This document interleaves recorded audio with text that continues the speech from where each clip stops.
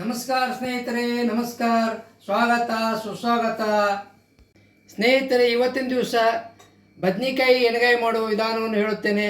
ಈ ನೀವು ನಮ್ಮ ಚಾನಲ್ಗೆ ಸಬ್ಸ್ಕ್ರೈಬ್ ಆಗಿದ್ದಿಲ್ಲ ಅಂದ್ರೆ ಸಬ್ಸ್ಕ್ರೈಬ್ ಆಗ್ರಿ ಮತ್ತು ಶೇರ್ ಮಾಡಿರಿ.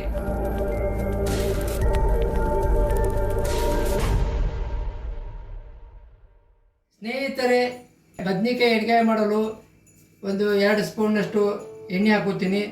ಎಣ್ಣೆ ಕಾದದ ಈಗೇನು ಮಾಡ್ತೀನಿ, ಉಳ್ಳಿಗಡ್ಡಿ ಹೆಚ್ಕೊಂಡಿನಿ, ಆ ಉಳ್ಳಿಗಡ್ಡೆಯನ್ನು ಫ್ರೈ ಮಾಡ್ಕೊಳಕ್ಕೆ ಹಾಕೋತೀನಿ.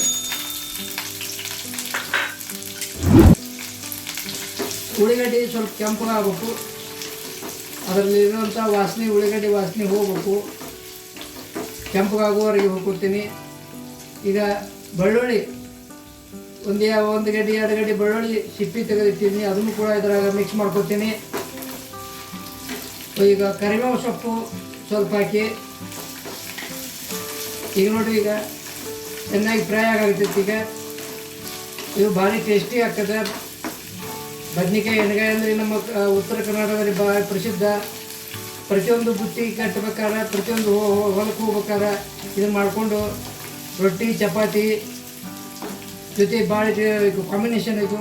ನಾವು ಒಂದು ಟೊಮೆಟೊ ಹೆಚ್ಚು ಹಾಕಿದ್ದೀವಿ. ನೀವು ಟೊಮೆಟೊ ಇಲ್ಲ, ನಾವು ಹುಣಸೆಹಣ್ಣನ್ನು ಉಪಯೋಗ ಮಾಡ್ಬೋದು. ಇದಕ್ಕೆ ಬದ್ನಿಕಾಯಿ ಎಣ್ಗಾಯಿಗೆ ಹುಣಸೆಹಣ್ಣು ಬೆಲ್ಲ ಚಲೋತ್ತಾಗಿದೆ. ಎಣ್ಣೆ ಹುಣಸೆಹಣ್ಣು ಬೆಲ್ಲ ಇದಕ್ಕೆ ಭಾಳ ಹಾಕಿದ್ರೆ ಟೇಸ್ಟ್ ಹೆಚ್ಚಾಗತ್ತೆ. ನಾವು ಹುಣಸೆಹಣ್ಣು ಉಪಯೋಗ ಮಾಡಲಿಲ್ಲ, ಆದರೆ ಟೊಮೆಟೊ ಉಪಯೋಗ ಮಾಡಿದ್ವಿ. ನೀವು ಹುಣಸೆಹಣ್ಣನ್ನು ಉಪಯೋಗ ಮಾಡ್ಬೋದು. ಇದು ಚೆನ್ನಾಗಿ ಫ್ರೈ ಆಗ್ಬೋದು. ಈಗ ಸ್ವಲ್ಪ ರುಚಿಗೆ ತಕ್ಕಷ್ಟು ಉಪ್ಪು ಹಾಕ್ತೀನಿ. ಈಗ ನೋಡಿ, ಈಗ ಉಳ್ಳಿಗಡ್ಡೆ ಕೆಂಪಾಗುತ್ತೆ. ಈಗ ಹುರಿದ ಶೇಂಗಾ ಇದೆಲ್ಲ ಹುರಿದಿಟ್ಟು ಆ ಶೇಂಗಾ ಕೂಡ ಹಾಕ್ತೀನಿ ನೋಡಿರಿ. ಈಗ ಮತ್ತು ಕೆಂಪಾಗೈತಿ. ಸ್ವಲ್ಪ ಇದು ಅರಿಶಿನ ಪುಡಿ ಹಾಕ್ತೀನಿ ನೋಡಿರಿ, ಅರಿಶಿನ ಪುಡಿ. ಆಮೇಲೆ ಸ್ವಲ್ಪ ಹಿಂಗಿನ ಪೌಡರ್ ಕೂಡ ಹಾಕೀನಿ. ಹಾಗೆ ಮೇಲೆ ಕಾಯಿಸ್ಕೊತಿರ್ಬೇಕು, ಇಲ್ಲಾಂದ್ರೆ ಹತ್ತಲಕ್ಕತ್ತದ. ಮಸಾಲೆ ಖಾರನ ಹಾಕ್ತೀವಿ. ಯಾವುದೇ ಇದಕ್ಕೆ ಗರಂ ಮಸಾಲೆ ಬೇಯಿಸಿದ ಅವಶ್ಯಕತೆ ಇಲ್ಲ. ಈ ಮಸಾಲೆ ಒಳಗೆ ಎಲ್ಲವೂ ಮಸಾಲೆ ಇರ್ತೈತಿ, ಆದ್ದರಿಂದ ಇದು ಟೇಸ್ಟ್ ಭಾರಿ ಬರ್ತದೆ. ಅದನ್ನು ಮಸಾಲೆ ಖಾರ ಹಾಕಿ ಬಿಡ್ರಿ. ಈಗ ಸ್ನೇಹಿತರಿಗೆ ಪೂರ್ಣ ಬೇಯ್ದೈತಿ. ಈಗ ಇದನ್ನೇನು ಮಾಡ್ತೀವಿ, ಬರ್ಸನ ಆರಿಸ್ಕೊಂಡು ಸ್ವಲ್ಪ ತಣ್ಣಗೆ ಹಾಕಿಬಿಡ್ತೀನಿ. ಯಾಕಂದ್ರೆ ಮಿಕ್ಸರ್ಗೆ ಹಚ್ಚಬೇಕಾಗೈತಿ, ಅದಕ್ಕೆ ತಣ್ಣಗೆ ಹಾಕಿಬಿಡ್ತೀನಿ. ಸ್ನೇಹಿತರೆ, ಅದನ್ನು ನಾವು ಹುರಿದಿದ್ದಾನೆಲ್ಲ ಏನಿತ್ತು ನಾವೀಗ ಮಿಕ್ಸರ್ಗೆ ಹಾಕೋತೀನಿ. ತಣ್ಣಗಾಗೈತಿ. ಈಗ ಮಿಕ್ಸರ್ಗೆ ಹಾಕೋತೀನಿ ರೀ ಸ್ನೇಹಿತರೆ. ಇದಕ್ಕೆ ಸ್ವಲ್ಪ ಜೀರಿಗೆ ಹಾಕೋತೀನಿ. ಈಗ ಆಮೇಲೆ ಬೆಲ್ಲ, ರುಚಿಗೆ ತಕ್ಕಷ್ಟು ಬೆಲ್ಲ ಹಾಕೀನಿ. ಸ್ವಲ್ಪ ಕೊತ್ತಂಬರಿ ಸೊಪ್ಪು ಸಣ್ಣಗೆ ಹೆಚ್ಚಿದ್ದೀನಿ, ಇದನ್ನು ಕೂಡ ಮಿಕ್ಸಿಗೆ ಹಾಕ್ತೀನಿ.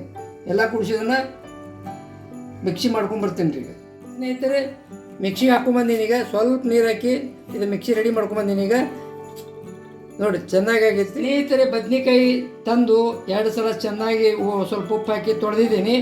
ಈಗ ನೋಡಿರಿ, ಈ ರೀತಿಯಾಗಿ 4 ಭಾಗ ಮಾಡಿದ್ದೀನಿ. ಒಳಗೆ ಇದರಲ್ಲಿ ಒಂದೊಂದು ಸಲ ಹುಳ ಇರ್ತಾವೆ, ಚೆನ್ನಾಗಿ ಚೆಕ್ ಮಾಡಿ ನೋಡಿ ನೀವು ಇದನ್ನು ಕಟ್ ಮಾಡ್ಕೋಬೇಕು. ಈಗ ಏನು ಮಾಡ್ತೀನಿ, ಇದನ್ನ ಎಣ್ಣೆ ಒಳಗೆ ಫ್ರೈ ಮಾಡ್ತೀನಿ ನೋಡಿ ಸ್ನೇಹಿತರೆ. ಅದು ಬದ್ನಿಕಾಯಿಗೆ ಹುರ್ಕೊಳ್ಳೋಕ್ಕೆ ಎಣ್ಣೆ ಹಾಕ್ತೀನಿ. ಎಣ್ಣೆ ಸ್ವಲ್ಪ ಇದಕ್ಕೆ ಎಣ್ಣೆಗಾಯಿ ಇರೋದ್ರಿಂದ ಎಣ್ಣೆ ಸ್ವಲ್ಪ ಜಾಸ್ತಿ ಪ್ರಮಾಣದಲ್ಲಿ ಉಪಯೋಗ ಮಾಡ್ಬೇಕಾಗ್ತದೆ. ಸ್ನೇಹಿತರೆ, ಎಣ್ಣೆ ಕಾದೈತಿ. ಈಗ ಏನು ಮಾಡ್ತೀನಿ, ಸಾಸಿವೆ ಹಾಕ್ತೀನಿ 1 ಸ್ಪೂನ್, ಜೀರಿಗೆ 1 ಸ್ಪೂನ್ ಹಾಕೀನಿ. ಈಗ ಒಂದೊಂದು ಬದ್ನಿಕಾಯಿ ಎಣ್ಣೆಯಲ್ಲಿ ಹಾಕ್ತೀನಿ ನೋಡ್ರಿ. ಅಷ್ಟು ಬದ್ನಿಕಾಯಿ ಇದರಲ್ಲಿ ಹಾಕಿ ನೀರಿನ ಸುತ್ತಲೂ ಚಟ್ ತಪ್ಪಾಗ್ತೈತಿ. ಅದಕ್ಕೆ ಸಾಧ್ಯ ಆದಷ್ಟು ತೊಳೆಯುವಾಗ ನೀರನ್ನು ಒರೆಸ್ಕೋಬೇಕು ರೀ. ನೋಡಿರಿ, ಈಗ ಸ್ವಲ್ಪ ಹೊತ್ತಿಗೆ ತಯಾರಿಸ್ಕೊಳ್ತಿರ್ಬೇಕು. ಮೇಲೆ ಕೆಳಗೆ ಮಾಡ್ತಿರ್ಬೇಕು, ಇಲ್ಲಾಂದ್ರೆ ಒಂದೇ ಸೈಡ್ ಬೇಯ್ದು ಬಿಡ್ತಾರೆ. ಅದಕ್ಕೆ ಮೇಲೆ ಕೆಳಗೆ ತಿರ್ಬೇಕು ರೀ ಸ್ನೇಹಿತರೆ. ಈ ರೀತಿ ಕೆಂಪಾಗಬೇಕು ನೋಡ್ರಿ. ಹಾಗಾಗಿದೆ, ಈ ರೀತಿ ಕೆಂಪಾಗಬೇಕು. ಈಗ ಏನು ಮಾಡ್ತೀವಿ, ಈಗ ಸ್ವಲ್ಪ ಮಸಾಲೆ ಏನು ಮಾಡಿರ್ತೀವಲ್ಲ ಅದನ್ನು ಇದಕ್ಕೆ ಹಾಕ್ತೀನಿ ನೋಡ್ರಿ.